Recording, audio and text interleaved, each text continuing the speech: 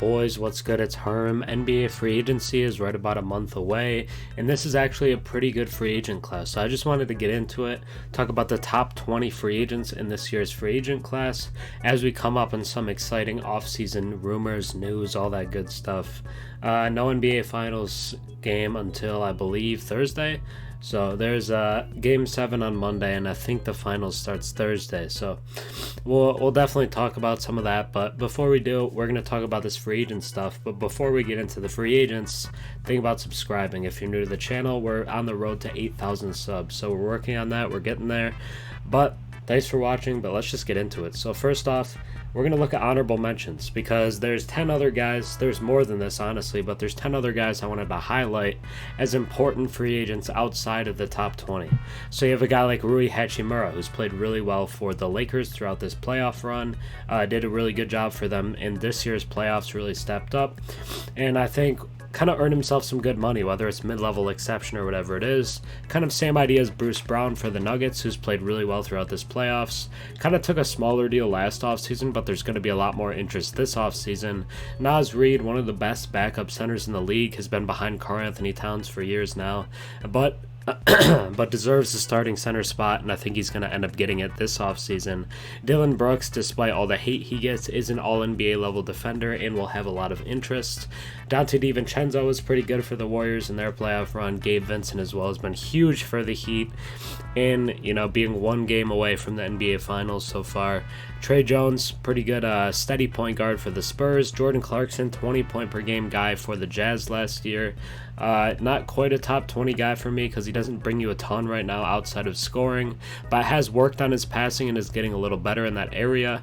Max Strus as well is a nice shooter and not a great defender, but is a good shooter, good floor spacer, and Grant Williams as well can stretch the floor and play decent defense. But let's get into the top 20. So at number 20, I have PJ Washington, restricted free agent of the Hornets right now. 16 points per game, 5 rebounds, 2 assists.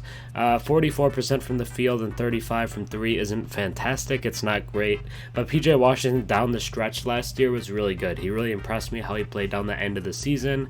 In terms of where he's ranked, he's not ranked by the Ringer, so he's not on their 125 list. Earned about $6 million last year. I think we could see a raise to somewhere about $12 million. Is only 24 years old, and with bidding wars with restricted free agencies, usually they end up getting a little more. But my prediction is that he stays with the Charlotte Hornets. I think they'd be dumb to let him go, and I think hopefully they'll match any offer that he is given. At number 19, I have small forward Gary Trent with a player option. I believe he'll opt out. It just seems like he doesn't want to be with Toronto anymore. So in 2023, 17 points per game, 3 rebounds, 2 assists, 43% from the field, and 37% from 3 on high volume. Pretty good defender on top of being a great shooter, a really good offensive guy. Not ranked by the Ringer either, but $17.5 million on his last contract. I think it'll probably actually be something similar in his next contract. I think he's probably around that range. Maybe it's lower, a little down near 15, but he's only 24 years old. That kind of shocked me. I thought Gary Trent Jr. was older than that. He's still pretty young. He has room to improve, and he's a good bucket getter. So I think he's one of those guys that maybe you get him in the right situation, he can kind of break out and show that he's a better player than we've seen. I'm predicting he'll go to the Dallas Mavericks. They need more scoring outside of their top 2 guys. They need some defensive wing help after giving off DFS, and Gary Trent, I think, kind of solves both options a little bit. At number 18, I have forward Harrison Barnes, unrestricted free agent, can play the 3 or the 4. 15 points a game this year, 5 rebounds, 2 assists, 47 from the field, 37 from 3. Just a consistent, solid presence. Not ranked either, but $18.4 million on his last deal. I think it'll be a little lower than that, just realistically. Only 30 years old, has a few years of good contributions left, and I'm predicting he'll leave the Kings. I think maybe they want a little younger option, but they could look to bring back Harrison Barnes on like a 2-year deal. That wouldn't shock me either. But the Cleveland Cavaliers, who really need help on the wing, looking for that final piece, and I think Harrison Barnes could be a nice fit there in Cleveland. At number 17, I have Christian Wood, unrestricted free agent.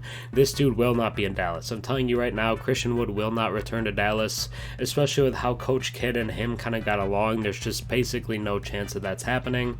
18 points a game last year, 3 rebounds, 6 assists. That's backwards for sure. 3 assists, 6 rebounds per game for Christian Wood.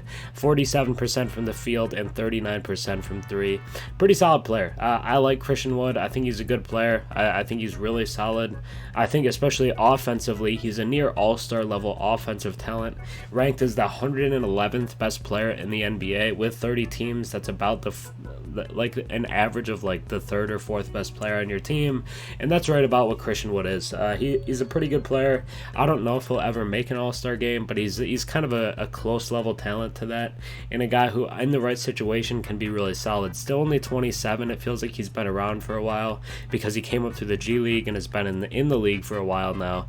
But I'm predicting that he goes to the Miami Heat. They need a little more offense, especially during the regular season. Their offense just wasn't good. So to add another offensive piece in the front court, I think could be huge. And if they retain Gabe Vincent, then you could look at a starting lineup next year of Gabe Vincent, Jimmy Butler, Caleb Martin, Christian Wood, and Bam Adebayo, which I think is just much better and helps them compete a little more evenly with some of the teams that are around them talent-wise. At number 16, I have D'Angelo Russell, unrestricted free agent of the Los Angeles Lakers.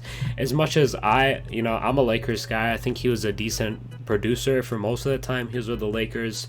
And his time in Minnesota, he was really good. Like, this is the most efficient year of D'Lo's career, but because of how the playoffs ended, specifically in that Nuggets series, a lot of people are looking negatively at D'Lo. But D'Lo is still a positive asset. He's still a good player, in my opinion. He's kind of controversial. He's kind of like up and down. A lot of people have different opinions on him. But 18 points a game, 6 assists, just a solid player. I think maybe these are the same stats I showed for Christian Wood, but these are D'Lo's stats. So Christian Wood's stats are wrong, but they were close, whatever. So D'Lo's stats here, 39% for 3, almost 40%, pretty easily the best shooting year of D'Lo's career, the most efficient year of his career, because most of the time he was thought of as a scorer who wasn't super efficient, but he's a good passer, he's a good scorer, just a solid player, but he's not going to make that much. Last year earned $31 million. He's not going to make that much in a new contract. It's going to be lower than that. I expect more around $20 million for D'Lo probably.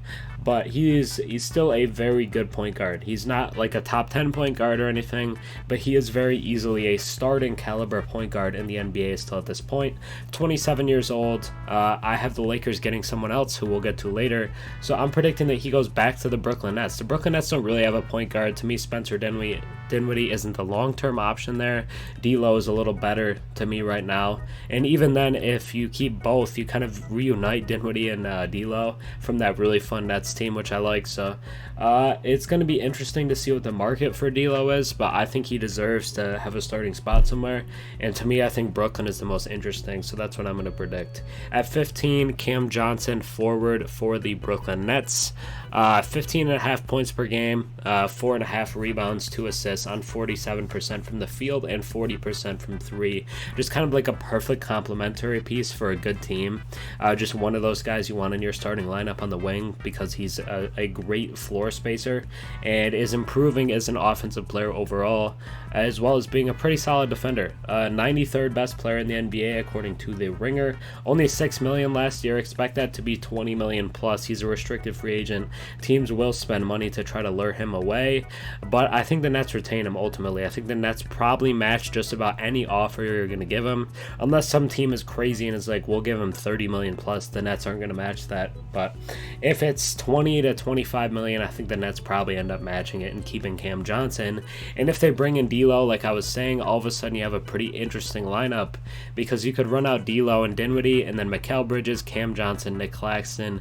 It's kind of like no superstar team, but it's like an interesting team because Mikal Bridges probably an all-star next year, and I'd love to see D'Lo back with them. So this Nets team could be fun without going super crazy and trying to go all in for some star or something. So actually, I really like that for Brooklyn. I think it makes them fun and interesting and just a team you would want to watch. At number 14, Josh Hart, player option. He's going to opt out, I think, just to get a little more money. He might not have the production as some of the guys even behind him, but he's just one of those guys that does it all. He's a winning player. He is a super high effort hustle type player, and the Knicks love him, man. 10 points per game, 8 rebounds per game, one of the best rebounding guards we've seen in a long time. 4 assists, 53% from the field, and 37% from 3. A lot of people were questioning his three-point shooting, but for a lot of the year it was pretty steady. It was a little better than you would have thought. 107th best player in the league according to The Ringer. $13 million last year. I think you're looking more somewhere around $18 million this year for Josh Hart, upcoming on his next deal. 28 years old. I think the Knicks re-sign him. I just think the Knicks love this dude. I think the fan base fell in love with Josh Hart. I think Coach Tibbs fell in love with Josh Hart. He was telling them, like, I'll play all 48 minutes if you want me to in the Heat series, and Tibbs was tempted. Tibbs just wanted to play Josh Hart all 48 minutes, and it's just a guy that really fits like what the Knicks want to do, and a piece that I think they want to be part of their future going forward. At number 13, I have Jakob Poeltl from the Raptors. Unrestricted free agent, is a guy that I actually think is pretty underrated. A lot of people might say this is kind of high, and it might be, but Jakob Poeltl, when he went to the Raptors, was just a really good player as a rebounder, a shot blocker, and a finisher around the rim. Is an underrated guy, just does the right things. He's not going to wow you, most likely, but 13 points, 9 rebounds, kind of a double-double machine, 3 assists per game, 63% from the field. The free throw percentage isn't great, and it never has been, but the shooting overall is very good. 80th best player in the league according to The Ringer, and I actually don't think that's as high as other people might think. I like Jakob Poeltl a lot. I think he's a very quality starting center, and I think he probably should be getting like 15 million plus a year, and he impacts winning, but with how he performed with the Raptors, they're going to bring this dude back. There's no way they don't. At number 12, Nikola Vucevic, unrestricted free agent from the Chicago Bulls. Almost 18 points per game, 11 rebounds, talking about double-double machines. 3 assists per game, 52% from the field, and 35% from 3, which for a big man is pretty solid. 89th best player in the league, according to The Ringer. $22 million on his last contract. It's probably a little lower, but I still think he's looking at about $20 million a year. And if I'm the Bulls, I bring this guy back on a short-term deal, whether it's a 1-year deal or a 2-year deal. I bring him back at about $20 million per, and I'm happy with how that would work out for the Bulls, because as much as they have these kind of rumors that they don't want Vooch there long term, I think Vooch is a guy who was solid for them. I think he's frustrating at times because of the defense a little bit, and the offense can be kind of inconsistent, but he's a 2-time All-Star. Vooch is still a good player, and at 32 years old, I feel no worries that he's going to find some steep decline all of a sudden. And if I'm the Bulls, like, just what is the better center option, you know what I'm saying? I don't think there's an easy solution out there for replacing Vooch, so I just bring him back because the Bulls, I think, are a little higher hopes than people might say. At number 11, I have Russell Westbrook. I think this is the right placement. He really struggled with the Lakers, and a lot of people at that point would have ranked him a lot lower than this, and a lot of people still do rank him a lot lower than 11, but I'm going to rank him this high because I think what we saw from the Clippers is really promising. He's an unrestricted free agent, and he's not going to make what he made on his last deal, $47.1 million. Pretty clearly, he's not going to make that. But I think Russ is a guy who can still make $20 million a year and be a very good player for you. 16 points per game, 6 rebounds, 7.5 assists. But in the playoffs, we saw he still has 30 point per game potential. He's not going to do that on most teams, but I have him going to the Bulls. I think it's an interesting place. It's a team that looked into him when he was a free agent during the season, and I think the Clippers are just kind of a situation that might not last. Whether they look to move Paul George, Kawhi, I think that situation is nearly coming to an end, and it seems like the Bulls are going to trade one of LaVine or DeRozan. So let's just say they move DeRozan. I think they're more committed to LaVine. All of a sudden you have a Russ LaVine backcourt, which I really like from an intensity standpoint and athleticism standpoint. Then you got Pat Williams, you got Vooch in the front court, as well as a couple other guys in there. But the Bulls, I think, could be much better if they had Russ on their team, and I actually like the fit. I think he makes the Bulls more competitive, and they'd probably be a playoff team if they keep Vooch and add Russ. But let me know your thoughts on Russ. I think he's probably going to be one of the most decisive players in this video. Let me know if you think he's too high or if he's too low. I have him a lot higher than a lot of other people, but I think he deserves more respect than he's been given in a lot of times. At number 10, though, I have Austin Reaves. Maybe this is a little Lakers bias, but this is my boy. Restricted free agent. He's a baller. 13 points per game in his second season, 3 rebounds, 3 assists, 53% from the field, and nearly 40% from 3, as well as being like basically an 18-plus point per game scorer in the playoffs for them. Was their most consistent player in that Nuggets series. 108th player in the league, but I think he legitimately has like top 50 player in the league potential, and I think he has kind of fringe all-star potential. I really think Austin Reaves does. He's improving quickly, good passer, good ball handler, underrated defender, good scorer, good shooter. Like, he just does a lot of different things well. I think you're looking at 20 million plus for Austin Reaves because other teams will try to poach him away. Still only 24 years old, is going to continue to get better in next year's third season and seasons on. I think Austin Reaves could be the guy like Jalen Brunson from last offseason, where he gets a contract that's like 20 to 25 million, and some people are like, wow, that's kind of an overpay, but then he goes out and is like an all-star talent. I think Austin Reaves could be a near all-star level guy as soon as next season, and he's having a steep incline pretty quickly, and I think that's going to cause a lot of interest in him on the free agent market. At number 9, I have Kyle Kuzma, player option, former Laker as well. 21 points per game this year, 7 rebounds, 4 assists. The efficiency wasn't very good. 45% from the field, 33% from 3, both below average. 82nd best player in the league, is kind of like a second to third option offensively. Only 27 years old, is currently on the Wizards, but I'm predicting he's going to the Jazz. Is a guy that played for the Utah Utes in college, and I think it's just going to continue to go up for him. Like, this is the best year of his career, I'd say, and I think he's going to continue to get better because he's putting in the work, he's putting in the effort, and is a player who's still relatively young and has all-star level upside still. And to me, Kyle Kuzma is a guy who's going to get $20 to $25 million a year. And the Jazz are a team that I think is really interesting because you have Kessler at the 5, you have Lowry in the front court as well. You have a front court going forward of Kuzma, Lowry, and Walker Kessler. I think you're going to be a good team, and this helps the Jazz be more competitive as soon as next season. At number 8, Jerami Grant, power forward, unrestricted free agent, is just one of those kind of gadget guys, but he's really improved as a scorer, has quietly been a 20 point per game guy for the last 3 seasons. Doesn't really get his due for it, but is a really good player. 20.5 points per game, 4.5 rebounds, 2 assists per game, 47% from the field, and 40% from 3. Is an efficient player, is a really good defender, 53rd best player in the league according to The Ringer, and I think that's about right. I think he's a really good player. Is a guy who, if the Blazers were better this year, would have been an all-star. And we've seen with teams like the Nuggets in the past, really fits well into winning team systems as a cutter and kind of a guy who thrives off the ball. $21 million on his last contract, and I think it's about the same or slightly more on his next contract. Only 29 years old. Some might say that's kind of older, but I don't think it's too bad. I think Jerami Grant is still in his prime, still slightly improving as well, but at this point you kind of know what he is. He's going to be 20-4 probably. He's a really bad rebounder for a forward, which is kind of weird, but good defender, good scorer, consistent shooter. And I think the Blazers bring him back. I think they're going to have a lot of kind of hope and desire to bring him back to Portland. At number 7, I have Khris Middleton, who's also on a player option. I actually think he might opt in. I don't know if it's going to be talked about enough because a lot of people are going to say he's still a hype free agent.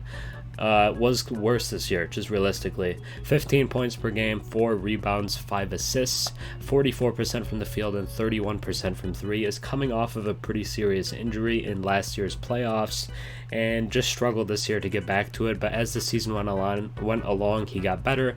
48th best player in the league according to The Ringer. $38 million in his last contract. If he takes a long-term deal now, it's going to be for less. So I think he's going to opt in. Is only 31 years old, but it feels like he's a player that will opt in and remain with the Bucks, try to prove it next year, and hopefully get a bigger bag in the next offseason. At number 6, I have Draymond Green, who's also on a player option. 9 points per game, 7 rebounds, 7 assists, 53% from the field, and 31% from 3. You might say to yourself, those numbers don't wow me, but this dude is still one of the best defenders in the league. He just does everything. He's the Warriors' second best player at this point, and I think you have to keep him. $25.8 million, I think his contract will be similar. There will be other teams interested, whether it's the Mavs, the Lakers. I think the Suns will look into Draymond, and there's been a lot of discourse because of the stuff that happened with Jordan Poole, that Draymond Green was a near lock to leave the Warriors this summer, but I actually don't think he will. I think if you're the Warriors, you're not letting this dude go. One of the original kind of I don't know what you want to call it, but original kind of pieces of your dynasty, one of the original three, you're going to keep him around. He's just one of those dudes that you want on your team if you want to be a winner. And it is kind of the shortcomings the Warriors had this year. They could be back in finals contention as soon as next year. The Warriors dynasty might not be over, and Draymond Green, if you want to keep that dynasty potentially alive, is a guy that you keep on the roster. But there's going to be interested teams. I know people like to clown on this dude, but this dude is going to have a pretty decent free agent market. And he could leave, but I'm thinking that the Warriors desperately want him to stay. At number 5, I have Brook Lopez. You're like, oh, higher than Draymond? He's 35 years old. Well, Draymond's 33, so I don't think it's that big of a difference. And Brook Lopez just had the best year of his career. 16 points per game, not his highest scoring mark, but 7 rebounds, almost 2 blocks per game, 53% from the field, and 37% from 3. Was the runner-up in Defensive Player of the Year voting, and I think he should have won it. I would argue that because of the fouls and minutes and stuff from Jaren Jackson Jr. But Brook Lopez, to me, one of the best defenders in the league, on top of being a really kind of unique offensive center, and is just one of those guys that can completely change a team. 54th best player in the league according to The Ringer. I think you could argue he's even higher, and he's going to be a guy that's going to get like $25 million a year. I think you're looking at maybe like a 2-year, $50 million contract for Brook Lopez. I've seen some people, like Lakers fans specifically, that are like, oh, I'd love to sign Brook Lopez for a 2-year, $24 million deal. If you offer him $12 million, he's going to laugh in your face and leave. Like, this dude just deserves more money than $12 million, especially after the year he just had. This dude's going to get a bag. I know he's 35, but he just had the best year of his career. He's obviously not getting worse right now. And this is kind of a selfish prediction because I just want it to happen, but to me, I'm predicting the Spurs, just because I think his fit with Wemby is super cool. As a rim protector guy that allows Wemby to be kind of a floater, kind of a Robert Williams type role, and Brook Lopez being that kind of more traditional rim protector, kind of sitting down in the low post, while Wemby kind of gets to float around as like a free safety type. And I think that really raises the Spurs ceiling. And I know teams are like, oh, we don't want to rush this. I don't think it's rushing it. I think you have the money. Why not do it? Because I think it makes Wemby better right now. It makes the team better right now. And more experience winning, to me, is always a good thing. So Brook Lopez, one of the best free agents in this year's class, as a kind of all-around dude, and at 35 is still, one of the best centers in the league. At number 4, I have Fred VanVleet on a player option. I kind of debated having him lower. I don't really know how to feel about Fred VanVleet. 19 points per game this year, 7 assists. And just awful efficiency. 39% from the field is atrocious. Anything below 40, you're really, really struggling. And 34% from 3, which is better comparatively than the field goal percentages, but still below average. 51st best player in the league according to The Ringer, is a guy that kind of excels defensively in getting steals, and is just a guy who kind of is a, highlight defender, I would say, and that brings value. And he's a scorer. 19 points per game, was an all-star, I believe, 2 years ago. 21 million on his current contract, and I think his next contract is going to be a little higher than that, but not a max. You're not going to throw a max at Fred VanVleet. At least I wouldn't personally. Only 29 years old. He has multiple years of good production left.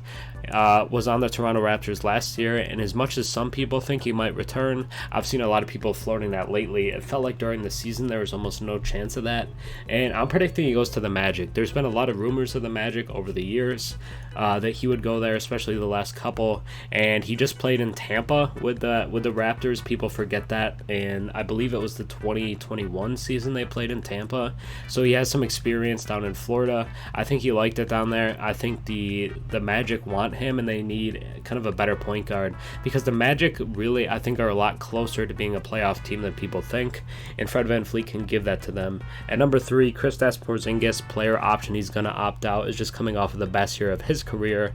23 points per game, 8 rebounds per game, 3 assists, 50% from the field, and 39% from 3. Is kind of a do-it-all big man who's better defensively than people think.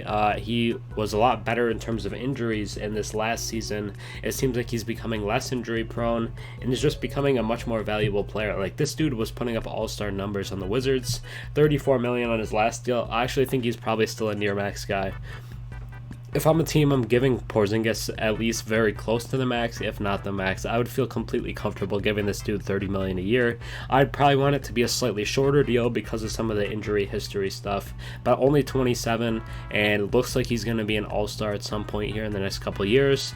I predict he stays with the Wizards. I think the Wizards are going to make a conceited effort to give this dude the bag, make sure he stays, because he's performing well there. Why would he want to leave? It seems like he's really found a home in Washington, and I'm happy to see it. And those pink jerseys, by the way, are fire. So I think he's going to stay in Washington, and I'm happy to see it, especially with the new president of basketball ops in the winger dude there, and hopefully they become aggressive, try to make a jump, because they have Beal, they have Porzingis. I predicted Kuzma will leave, but Kuzma could stay. And if they have those three guys, as long as you build a competent roster around them, they can be a playoff team. At number 2, I have James Harden. This is a little controversial. A lot of people have him at 1, but still one of the best guards in the league. Is an all-NBA caliber player still. 21 points per game, 6 rebounds, almost 11 assists. Led the league in assists this year. 39% from 3 is even just about as efficient as we've ever seen him. 20th best player in the league according to The Ringer. $33 million in his last contract. I've heard some people say they think the Rockets are going to offer him the 4-year $200, that full max at $50 million a year. I would not give him that. I'm not giving Harden a $50 million a year contract till he's 37. I just think that's outrageous. But if you have this dude on 35 to 40 million, I'm okay with that, because I still think he's a great player. I think he raises the ceiling of a team because of how good of a passer he is, and he's going to be an all-star next year. I'm booking that right now, but I'm predicting he goes back to the Rockets. I've seen a ton of rumors about it. I just think it's going to happen, and if he's there next year and they're halfway decent, he's an all-star, and he's just a legend in Houston. There are going to be multiple other teams interested. I know Phoenix is kind of one that's kind of rumored a little bit, but I think Houston is the most likely destination, and I actually think it's more likely than if he stays in Philadelphia. And at number 1, I have Kyrie Irving as the best free agent this offseason. I know there's all the off-the-court stuff that people worry about, some of the personality things. I don't care. This dude is a super, super gifted basketball player. Just one of the best basketball players of the last decade. Is one of the most talented, gifted offensive players we've ever seen. 27 points per game last year, goes kind of under the radar. He was phenomenal last year. I know he missed a lot of games. He had the suspension, and then there was some kind of missed games in Dallas, but he was great with Brooklyn when they were winning all those games. He came to Dallas, and early on in his first few games, he looked like the best player there over Luka. He looked like the Mavs' best player. 27 points, 5 rebounds, 5.5 assists, 49% from the field, and 38% from 3. Has always been one of the most efficient players in the league, on top of just being a phenomenal ball handler, the best ball handler that the league has ever seen, in my opinion. The Ringer has him ranked at 40th, but if he's completely at his best, this dude is a top 15 guy in the league. That's how talented Kyrie Irving is. 35 on his last contract. He's going to get that on his next one. Is 31 years old, has multiple more years of his prime. I think probably you start exiting your prime at about 34 is what I would usually say. 27 to 34 is the real beefy years of your prime. So I think he has like 7 years left, sorry. I think he has at least 3 years left of being the top level talent that Kyrie Irving is, and I'm predicting he goes to the Lakers. I know the Mavs are very intent on signing him and kind of returning him to the team, but he was at those Lakers games down the stretch. The Lakers were rumored to get him both when he requested a trade before last season and when he requested a trade mid-season. I think the Lakers are interested to keep LeBron there, to keep LeBron happy, and if you just replace D'Lo with Kyrie and are able to retain Austin Reaves, it's going to be a great team, because you're looking at a team with Kyrie, Austin Reaves, LeBron, Rui, or Vanderbilt, whether they keep Rui or not, and Anthony Davis at the 5, and all of a sudden the Lakers are right back in championship contention as one of the favorites in the Western Conference. But that's it for my top 20 free agents this offseason. Let me know if you agree with the rankings. Let me know what you think of the destinations. This is just for fun. I know people are going to disagree, but that's fine. That's whatever. But just keep in mind that this is for fun, and it's just my opinion. It's fine if you disagree with me, but hopefully you still enjoyed. Think about subscribing, think about leaving a comment below and liking the video. But that's going to be it for me today. Have a good rest of your day. Peace.